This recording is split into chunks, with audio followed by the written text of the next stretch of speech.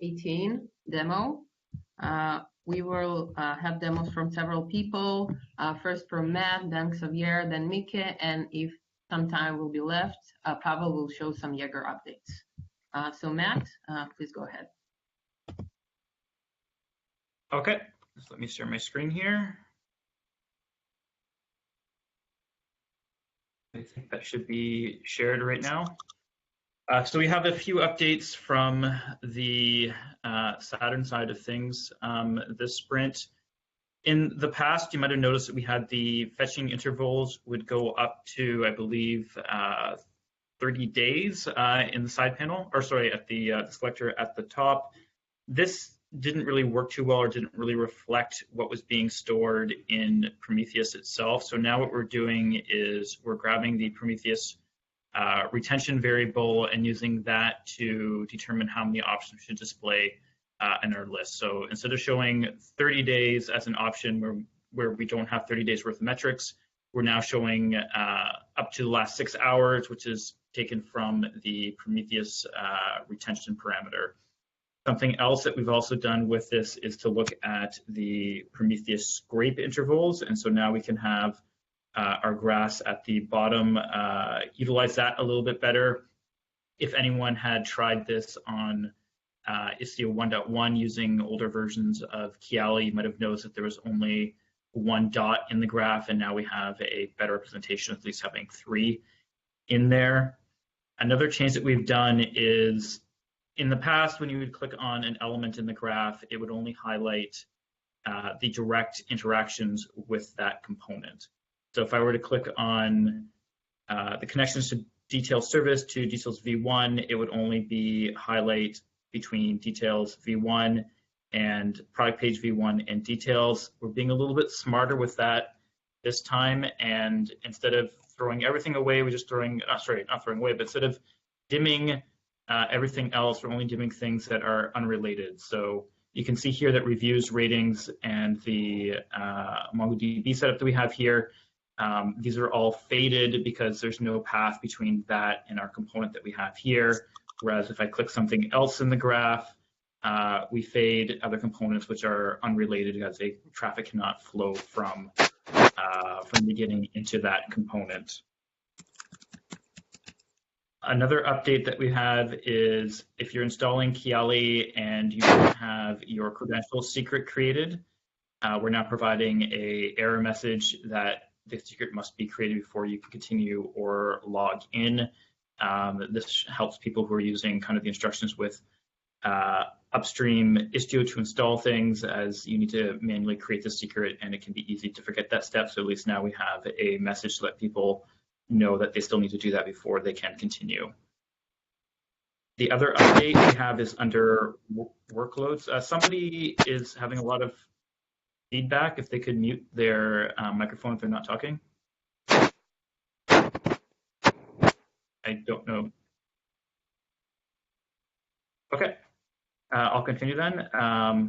So now we have an update to how the traffic is shown on the workload. So in the past, we would have, I think it was services and destination services at the bottom, and we'd show kind of where traffic was coming in and leaving.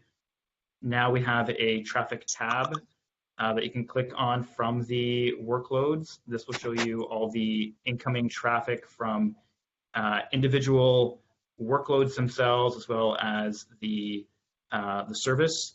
It gives you to the type. So here we're looking at the ratings. I think this is the rating ones. Yeah, the ratings workload. We can see that is HTTP traffic that is entering the ratings workload, and there's TCP traffic that's exiting it. We also see things such as the requests per second for HTTP traffic, the success rates.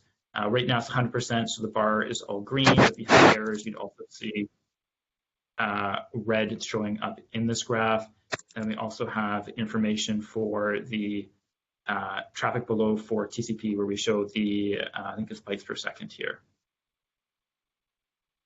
I think that's our main things that we have right now in the latest versions for commits, but I'm doing a little bit of a preview right now for things that we've also been working on that have not yet been merged, that we're hoping to get merged very soon.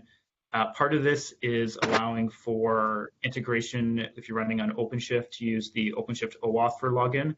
So instead of using the username and password that's normally set up with the kind of the default Kiali installation, you can now tie into the OpenShift OAuth. So if you have a user in OpenShift, you can use them to log into Kiali, and you will see access to resources that that user has access to. So for instance, here I have a user foo that I'm going to log into using the OpenShift installation. This user only has access to the foo project or namespace, which has nothing in it right now, and also the Istio book info one. And you can go into here and see what's happening with this graph. Yep, there we go. I'm just going to clear that for a second. I can also log in as another user. In this case, it's bar. And, oh, well, that's not good.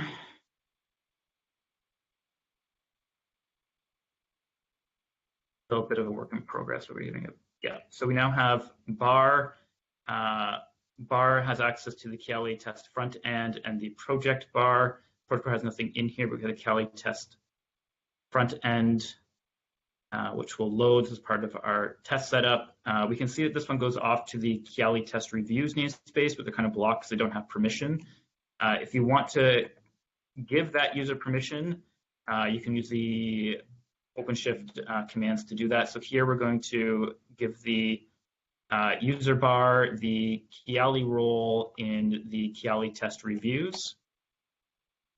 And then we can see from here that we now have the Kiali test reviews as an option, and we can use that and it will show up on their display.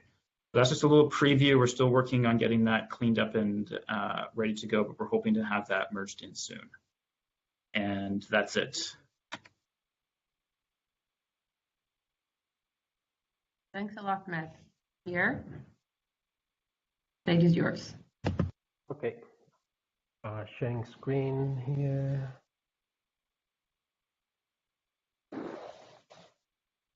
Can you see my screen now? Yeah. Okay. So we introduced here a little bit of a help for the users that have mesh-wide MTLS enabled. So security for the whole cluster, for the whole mesh. So I'm going to show you how we help the users. The first stuff is if you want to enable the mesh service mesh. So we start adding mesh-wide mesh policy, which is here. So a mesh policy enables the MTLS, the mutual MTLS to the whole mesh. Okay, but it's not enough to add this mesh policy. So we help the users showing an icon here in the masthead. We say, okay, I know that you want to enable MTLS for the whole mesh, but you need something else. Otherwise, you're gonna have wrong traffic here in the. You're not gonna have it enabled everywhere, and as you can see, the traffic is. You're gonna show in the graph that something is going on with the traffic. So the next thing that you have to add in your mesh is a destination rule. The destination rule, as you see here, has to be for the whole cluster. So asterisk at local, so for the whole mesh, and saying that you need to enable the Istio mutual for all the clients of every service mesh. Once you have it, then you will see on the top, on the masthead, that yes, you have the mesh-wide MTLS enabled. Okay, and you'll see here that now we have all the logs shown. because we have some traffic now working with MTLS. As you see here on this graph, all the green numbers are growing, so it looks like it's working the MTLS. Okay, so also we have okay, we support some if you make some changes on your destination rules, you'll see that, for example, we change the destination rule, and instead of applying the whole mesh, you only apply one namespace. Then what you'll see is that you have the service mesh partially enabled for MTLS. Right now, this lock icon is not loaded in real time, because since it's some settings that is not we don't change it like every other day. It's like something you change one and then you use it, so it's not in real time. Also, we do support the mesh policy configured in a permissive way, which means that the policy it allows to receive MTLS and non-MTLS traffic.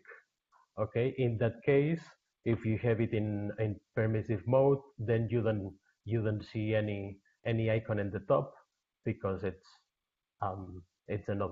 not mesh white enabled. This is the one of the first help we give to the user, but also we gave some hints in the Istio config. Okay, let me switch. So when I'm working in a mesh white enabled graph, then we can help the user with some validations. For example, if we add a validation destination rule, okay, destination rule, the typical one for all the subsets. Here, what's happened is that this destination rule overrides the previous destination rule, enabling all the traffic to be MTLS, right? So since we are overriding it, and here we are not specifying any TLS setting, we created this validation saying that you are overriding this destination rule, so be careful. So maybe you should enable the MTLS here for reviews workload. For example, if you have another destination rule, it would be if you don't specify any traffic policy. This means that you're disabling the traffic policy, like the more generic traffic policy. So it's disabling the MTLS. So we are adding also this validation. For example, this one as well, we don't mention any MTLS, so we warn the users that they are overriding it. So put attention on that. But also it's like, so if you are specifying any MTLS here, it means that the user is taking care of the security, so no warning appears. The same for if you disabling it and other scenarios. For example, here you're disabling for the whole destination rule, and these things. So this is another validation that helps and takes into account the MTLS settings. Okay, one more thing. It's not connected to the MTLS, but we have added some support here in the Istio config. now we can see the mesh policies and also all the related with the RBAC airbag configs. So we added those three items: cluster bag, service role, and service role bindings. And yes, it's a common one, and you can delete it, update it, and so on. And yeah, that's it from me.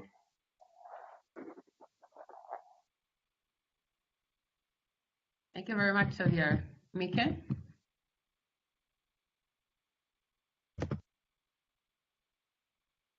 All right, let's see.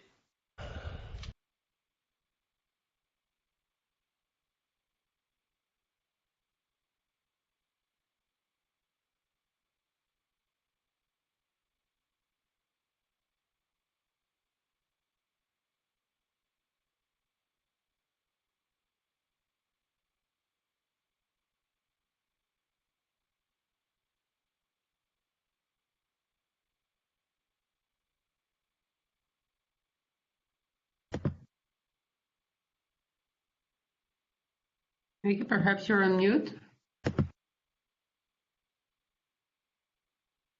I'm on mute now. Now we can hear you. It mutes me. Great.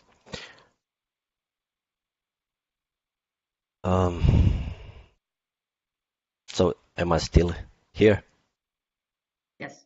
Yep. Oh, great. Okay, so I'll keep pushing the space bar and hopefully it works. Okay, I'll start again. So for this sprint, we tried to get some of the edge cases away from the validation that we didn't catch earlier, such as in the destination rules. We want to make sure that you don't always have to have the application labels defined, because instead of, say, for service entries and service names, those are just as valid options as well.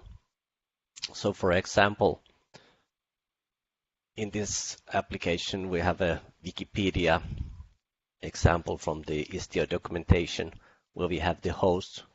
It's not a service or application inside our current Bookinfo installation, but instead an external host defined in the service entries. So previously we would show here an error that this host cannot be found, but now it can be correctly detected. And then we wait. All right. So the other changes in the virtual services, we allowed for the gateways to be placed inside every other namespace as well, which is something we saw some users using and then pointing to them using a full name for the gateway. And so this is also one of the errors we used to throw, but now we can allow it and correctly detect it.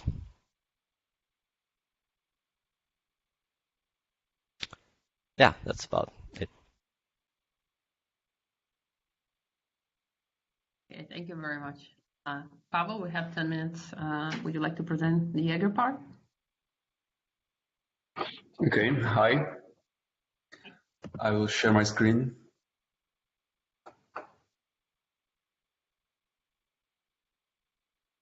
So last week we released Jaeger 110, and this release contains a couple of improvements to Elasticsearch storage. The first one is support for archive storage. So now you can archive some traces which won't be deleted after some time. And the other new capability is rollover support, which allows you to optimally use Elasticsearch resources. So I will show you the archive storage. I will just start the Elasticsearch. And I will start Jaeger. So to use the archive storage, you have to provide this flag saying it will use saying that Elastic archive. This is basically the index or the storage name inside the Jaeger, and the flag is enabled. But in addition to that, you have to configure the UI to enable like a new button where you can click and the trace will be stored in the archive storage, which is this configuration file.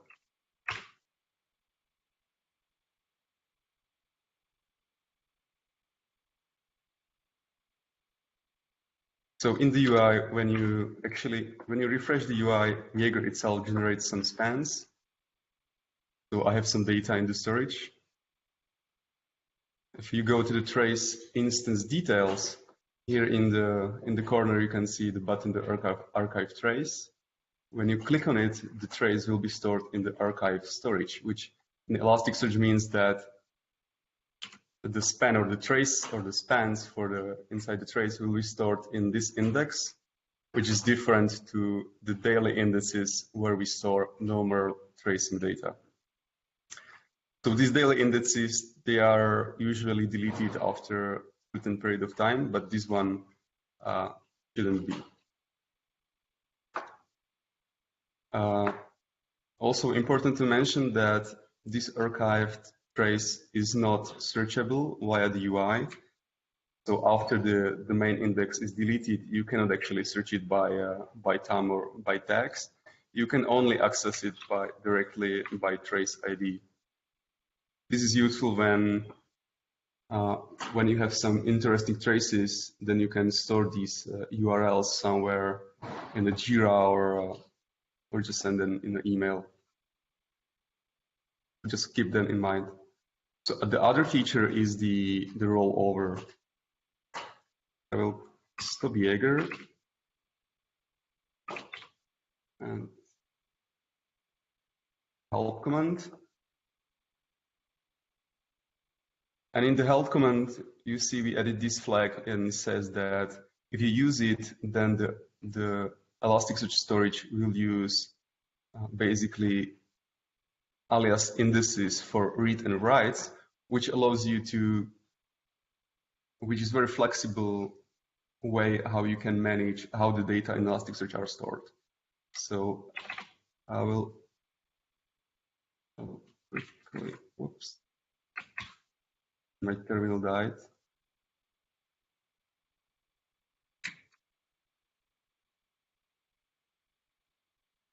Okay. So to use rollover is meant for more advanced users, and to use it, you actually have to invoke, before deploying Jaeger, you have to initialize the storage. We provide this script, which is also packaged in a Docker container. So this script will create all the aliases and all the mappings for those indices. Now I can start the Jaeger.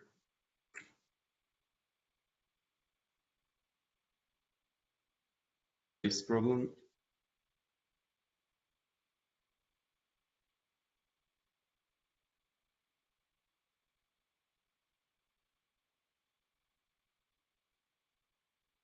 So now the Jaeger is running. When I go to Jaeger and refresh it, again, it will generate some traces.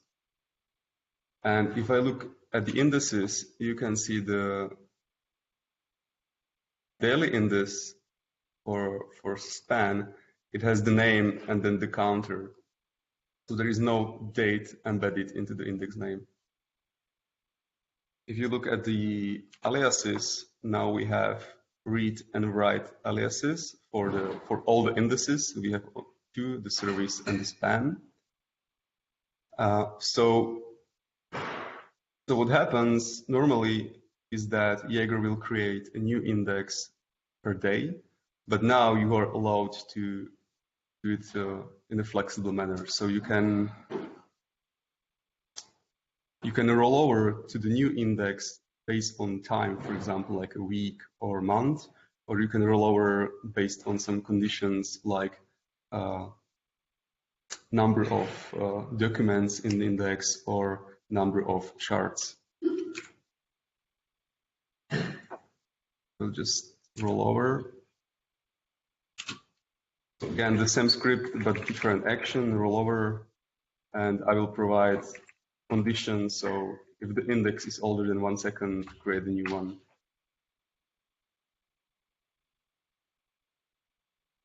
Now we can see the right index is pointing to the new, right alias is pointing to the new index.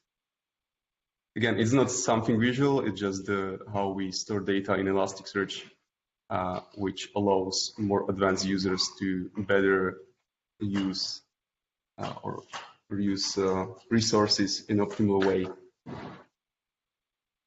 Yeah, this is everything what I have for today.